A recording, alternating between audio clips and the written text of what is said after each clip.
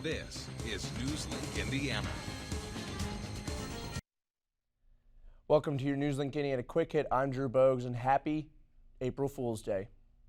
The head of General Motors is on Capitol Hill today as the GM faces increasing scrutiny over a failure to recall vehicles until at least 13 people were killed. Andrew Spencer reports the CEO will answer some tough questions. General Motors CEO Mary Barra has only led GM for 3 months, but she has been increasingly visible as she deals with a decade of the company's problems.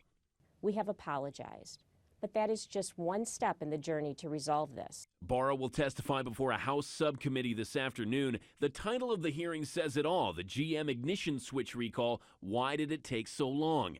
A question Barra has addressed before, but not exactly answered. Well, clearly the fact that it took over 10 years indicates that we have work to do to improve our process.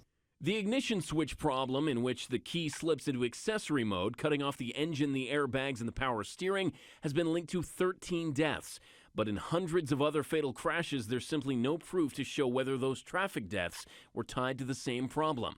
Investigators have asked for a list of serious and deadly accidents the company believes are related. In this afternoon's hearing, lawmakers may ask Barra why that hasn't already been provided. Another question on the minds of many: will General Motors compensate the families of the victims, even though its bankruptcy in 2009 shields the company from liability? I'm Andrew Spencer reporting. Thanks, Andrew. Family members whose loved ones were killed in car crashes linked to the General Motors recall also met in Washington today. They held a news conference to address the issues with the company and to share their stories. An Indiana guardsman is facing 10 years in prison after pleading guilty today to having homemade bombs.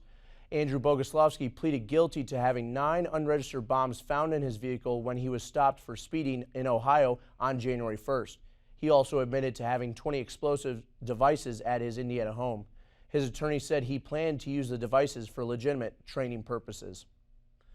And that's your Newslink Indiana Quick Hit. Stay tuned for Newslink Indiana at 9 p.m. on Cardinal Vision, and be sure to stay up to date with us on Facebook and Twitter. For Newslink Indiana, I'm Drew Bogues. Have a great night.